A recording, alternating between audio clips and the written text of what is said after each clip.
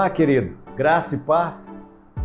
Rogamos que o bondoso Deus abençoe você, sua distinta família. E para nós é uma alegria poder contar com a sua participação aqui no nosso Papo na Quarta. E hoje nós vamos bater um papo, um tema importante, oportuno, sempre necessário relembrar. O tema será traição. Fui traído. E agora? E para bater esse papo, nós convidamos aqui o nosso irmão, pastor Volmar, amigo querido. Volmar, seja bem-vindo ao Papo na Quarta. Grato por ter aceito o convite. Por favor, dê a sua saudação inicial aí para os nossos amigos e irmãos.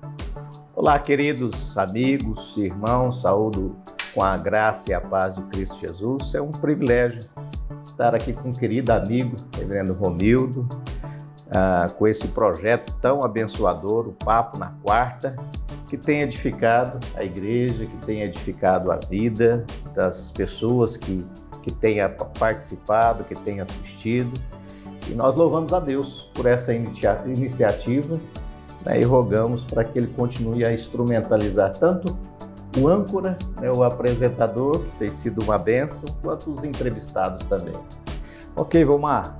Para iniciar o nosso papo, meu irmão, normalmente eu gosto de pedir aos nossos entrevistados que nos ofereçam uma definição do nosso tema. Então, o nosso tema é traição. Qual a definição que você pode pontuar para a gente, para que as pessoas possam ter uma compreensão melhor daquilo que nós vamos abordar nesta oportunidade? Bom, o tema é extremamente importante, porque nós temos vivido muito isso na igreja, né? Há um índice muito grande de divórcios dentro da igreja, de traições, de inimizades, problemas relacionais onde tem quebrado a coinonia. Traição, né? Observando os termos bíblicos, tanto no hebraico quanto no grego, o sentido de traição significa deslealdade, né? Quebrar a confiança do outro, né? Que foi depositada em nós. Tem do verbo latim traedere, que significa entregar algo em prejuízo de alguém. Então, na verdade, traição é sempre prejudicar o outro, ferir o outro. Por uma definição básica, traição é quebrar a confiança estabelecida com alguém, quer seja por meio de um pacto formal ou por meio de um pacto informal de amizade. No caso, o casamento é um pacto formal, que é estabelecido com um contrato. Já a amizade é um pacto informal. Então, a traição é a quebra dessa confiança no relacionamento por meio de uma atitude que agrida o outro. Ok, vamos lá. Dentro dessa sua definição, a traição, ela ocorre somente na vida conjugal, somente no âmbito da igreja, ou nós podemos alargar esse leque e dizer, pastor, nós temos outros locais também, você pode enumerar para a gente aí quais seriam? Essa é uma grande questão, né? Onde pode ocorrer a traição? Na verdade, a traição, enquanto fenômeno do comportamento, ela pode acontecer em várias áreas. O primeiro local onde ocorreu a traição foi no Jardim do Éden, né, quando Deus criou Adão e confiou a Adão aquilo que ele havia criado. Na verdade, Adão vice-gerente, né? Deus confiou ali o Éden para que ele o cultivasse e guardasse. Deus estabeleceu um pacto com Adão e Adão quebrou esse pacto, quebrou a confiança que Deus havia estabelecido com ele, né, de relacionamento, de confiança. E então, a partir daí, reverendo Romildo, a traição se estende a todas as relações interpessoais. Então, nós temos traição, ela ocorre no casamento, ela ocorre na igreja, ela ocorre nos negócios, ela ocorre no trabalho, ela ocorre nas amizades, ou seja, em todo campo onde há relacionamento interpessoal ocorre a traição. Dentro dessa sua fala aí que a traição, onde tem um relacionamento pessoal, pode ocorrer a traição, quais são as consequências, Volmar, da gente ser traído dentro da nossa comunidade de fé, dentro da nossa igreja? Quais seriam as consequências disso na vida da comunidade, na vida daquele que traiu, na vida daquele que foi o instrumento para que isso ocorresse? Quais seriam essas consequências? Isso envolve uma questão tanto espiritual quanto física. A traição, quando ela ocorre dentro da igreja, né, ela traz a quebra da coinonia entre irmãos. Por parte daquele que traiu, que agiu com falsidade, que quebrou a confiança do irmão, e por parte daquele que foi traído. A Bíblia, em Amós 3:3, diz: como andarão dois juntos se não há acordo entre eles? Então é essencial que nós tenhamos um relacionamento fraternal entre irmãos, um relacionamento de confiança. Então as consequências, elas são variadas, então ela vai até da perda da confiança no outro, desenvolvimento de traumas. Tem muita gente aí dentro da igreja em depressão, que desenvolveu a fobia, o pânico de pessoas, de relacionamento. Eu conheço pessoas que não querem ir para a igreja porque foram traídas pelo marido, traído pelos pais, traído por amigos, traído por irmãos de igreja. Então ela criou uma que é chamada de síndrome do pânico. Quando vai para o templo adorar, ela chega e dá uma crise de pânico, ela tem que ir embora. Eu já, como conselheiro bíblico, eu já lidei com casos assim, de pessoas que foram traídas e que desenvolveram uma síndrome do pânico de estar ali com as pessoas, com o ajuntamento devido à traição. Então tem essa questão do desenvolvimento de traumas, tem a questão que pode até agravar, né, e levar até o suicídio. Pessoas que, pela desesperança da vida, que foram tão traídas, elas flertam, né, com o suicídio, desenvolvem ideações suicidas. Então, é catastrófico, é realmente algo que traz grandes prejuízos, desenvolvimento de traumas, ressentimentos. Tem a questão da raiz da amargura, né, que cresce e contamina muitos. Então, uma igreja onde pessoas traem e são traídas, ao desenvolvimento de ressentimentos no coração, e se isso não for tratado, e aí eu vejo como um problema, e aproveito aqui esse papo na quarta, né, para trazer um alerta à igreja, porque nós temos uma dificuldade muito grande em cumprir Mateus 18. Porque quando a pessoa trai e quando a pessoa é traída, nós precisamos cumprir Mateus 18, de ir ao irmão para ter tão somente com o irmão e não gerar maledicência, mas procurar o irmão a fim de ganhá-lo.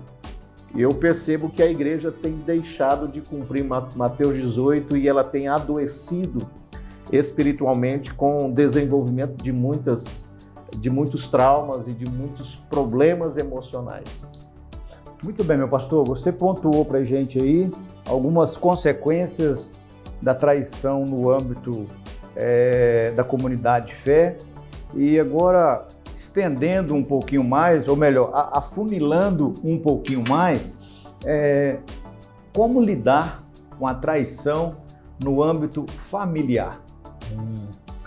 Bom, só destacando, né, como um pouquinho aí sobre a questão da consequência, a principal consequência é o pecado contra Deus. E aí trazendo dentro da questão do âmbito familiar, ou seja, todo pecado é pecado contra Deus. Então nós temos que encarar assim, pressupondo que um casal ele tenha maturidade para lidar com a traição, seja ela em que nível for, não apenas uma traição conjugal, mas tem outros tipos de traições. Então, pressupondo que o casal ele tenha maturidade espiritual para lidar com aquela questão, então, em primeiro momento, eles devem usar das ferramentas bíblicas para encontrar a restauração daquilo que se quebrou, né? No caso daquele que traiu, ele tem que confessar ao seu cônjuge a traição, se arrepender e entrar então num processo de restauração, de reconstrução de vida. E aquele que traiu, aí ele precisa exercer o perdão, que é a quitação da dívida, não ter cobrança em relação a essa questão. Mas é um assunto muito complexo, né? A questão da família, porque nós vemos um índice muito grande dentro da igreja de divórcios, né? Então isso demonstra que os casais não têm desenvolvido a maturidade cristã, que é o modelo bíblico, né, para lidarmos com os conflitos existenciais entre a família. Então nós temos percebido que não tem ocorrido maturidade cristã em grande parte da vida dos membros da igreja. Então, como conselheiro bíblico, aí trazendo aqui para a questão, né, do aconselhamento bíblico, eu recomendo, ou seja, como segundo passo, né, o primeiro passo, o modelo bíblico é o pronto perdão, né, a reparação imediata. Mas caso haja alguma dificuldade, em primeiro momento você deve procurar um conselheiro bíblico, já que você não tem condições, que você não vê condições de confessar ao seu cônjuge, é obrigatório, é essencial para um processo de reconstrução familiar, que você confesse ao conselheiro. No caso, você procura um pastor, um presbítero, alguém que seja maduro na fé, que possa lhe acompanhar, mentorear e levar o seu coração a uma reparação, até que você possa confessar ao seu cônjuge e ter aí a reconstrução familiar. Isso no âmbito conjugal. Isso também acontece com os filhos. Às vezes os filhos traem os pais, né? A confiança dos pais. Então esse é o mesmo processo. O papel do conselheiro bíblico hoje na vida da igreja é de suma importância, exatamente para a reconstrução da confiança que foi quebrada. Então, no primeiro momento é o modelo bíblico, né? da confissão, do perdão. O segundo momento é você procurar um conselheiro bíblico para que ele possa mentoreá-lo e levá-lo a uma reparação do erro cometido, do pecado cometido. Meu pastor, prosseguindo um pouquinho mais aqui, qual é o benefício ou quais são os benefícios na vida daquele que foi ofendido, na vida daquele que foi traído e ele decidiu liberar o perdão, decidiu não cobrar a dívida? Quais são os benefícios na vida? Bom, como eu disse, todo pecado é pecado contra Deus, né? Então, quando você perdoa, você está quitando a dívida daquela pessoa com você e dando a oportunidade daquela pessoa também de reconstruir a vida dela com Deus. Então, como primeiro benefício, é a reconstrução do relacionamento quebrado com Deus. No caso daquele que foi traído, né, então ele tem como privilégio, né, o colocar em prática a palavra de Deus, que é exercer o perdão na vida do outro. Isso vai lhe trazer o bloqueio de processos de amargura, de infelicidade, de depressão. Quando você perdoa, na verdade você está protegendo o seu coração, você está exercitando aquilo que o Senhor preceitua em sua palavra. Então, um dos grandes benefícios é nós mantermos a comunhão com Deus, não permitirmos que aquela traição interfira na nossa vida com Deus. Esse é um dos principais benefícios que nós temos, manter a vida de comunhão com Deus, não permitir que o outro, né? Essa é uma das causas de sofrimento, né? O outro, quando o outro interfere em minha vida, quando o outro ele faz um mal contra mim, ele está sendo um agente de sofrimento na minha vida. Então eu não posso permitir que esse agente de sofrimento interfira na minha vida com Deus. Eu sempre digo que aquilo que as pessoas fazem contra nós temos dois tipos de maneira de responder: reagindo, né? Ou então liberando o perdão. Se nós reagirmos, nós vamos entrar num processo de distanciamento e de pecado. Então a pessoa pecou, não quer dizer que eu tenha que pecar. Então, quando eu não peco, eu estou liberando o perdão. Então, esse é o maior benefício que nós temos. Meu pastor, o papo está tão bom, fluindo bastante, que já estamos caminhando para o final do nosso bloco aqui. Mas, diante daquilo que nós conversamos, Vamos pensar que alguém que está participando conosco foi traído, foi ferido, foi machucado. Qual o conselho que você pode oferecer para aquele que foi traído, foi machucado nesse instante? O conselho é bíblico. A palavra de Deus diz, não retribuir o mal com o mal, mas pagai o mal com o bem. Nós, como cristãos, nós temos a liberdade em Cristo de agir contra o pecado, ou seja, nós temos a liberdade de dizer não ao pecado.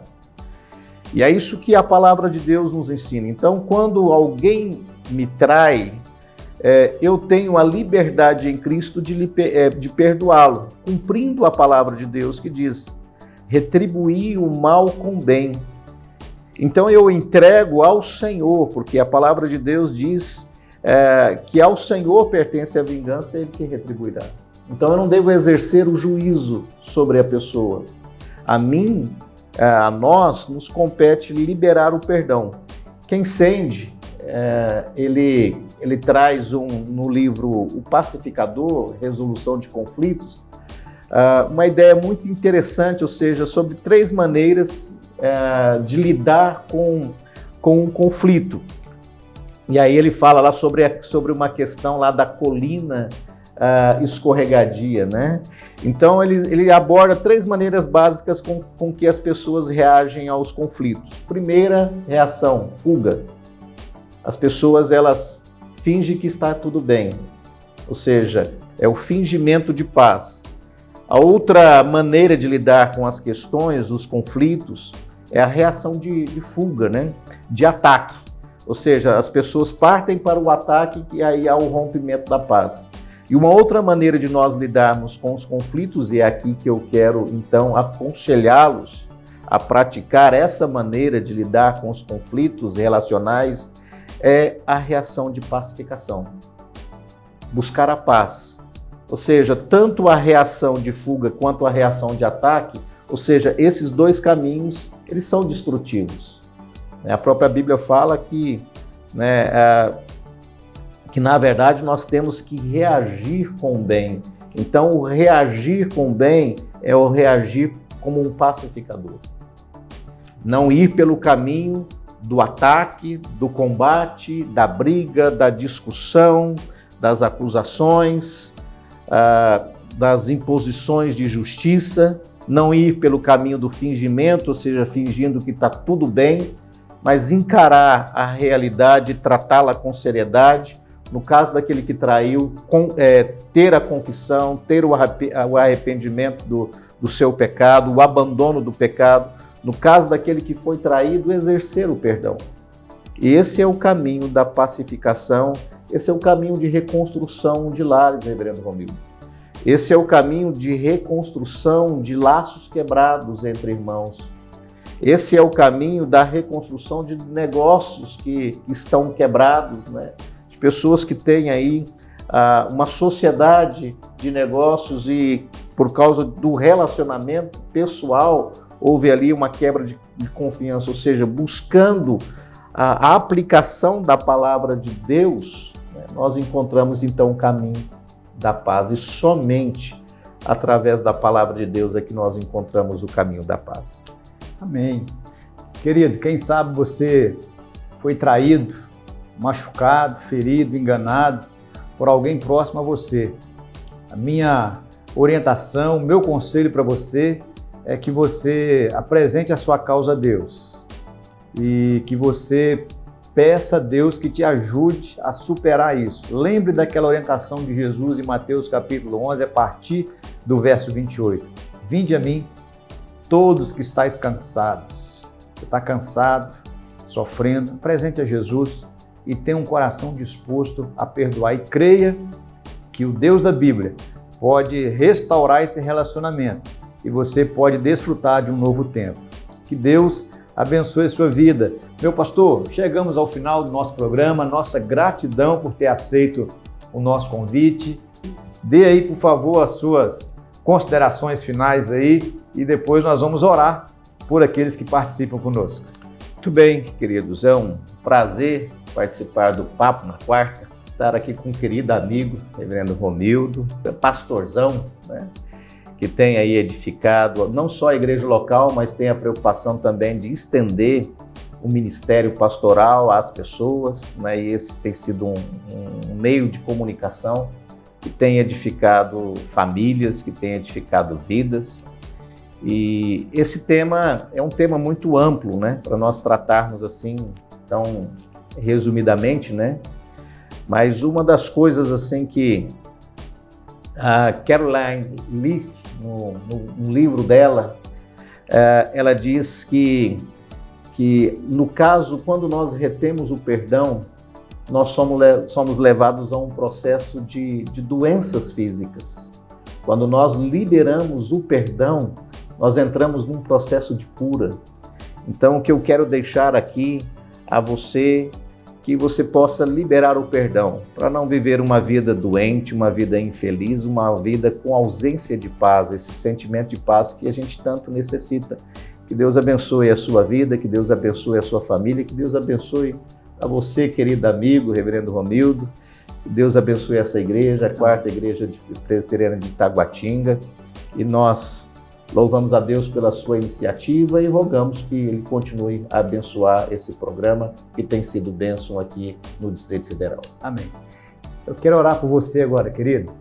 Senhor, nosso Deus e nosso Pai, apresento diante do Senhor cada ouvinte aqui do nosso quadro Papo na Quarta, e de uma forma especial, aqueles que foram traídos, feridos, machucados, que o Espírito Santo os visite, os console, restaure, mude a sorte e que Ele volte a sorrir. Abençoe-nos, ó Pai, é o que nós te rogamos em nome de Jesus. Amém. Amém. Deus abençoe, querido. Tendo a oportunidade, faça uma visita aqui à quarta igreja presbiteriana de Taguatinga, será uma alegria recebê-lo. Se você já nos segue nas redes sociais, coisa boa, mas se você não segue, passe a nos seguir, quarta igreja presbiteriana de Taguatinga. Estamos aí no Facebook, no Instagram, nas redes sociais.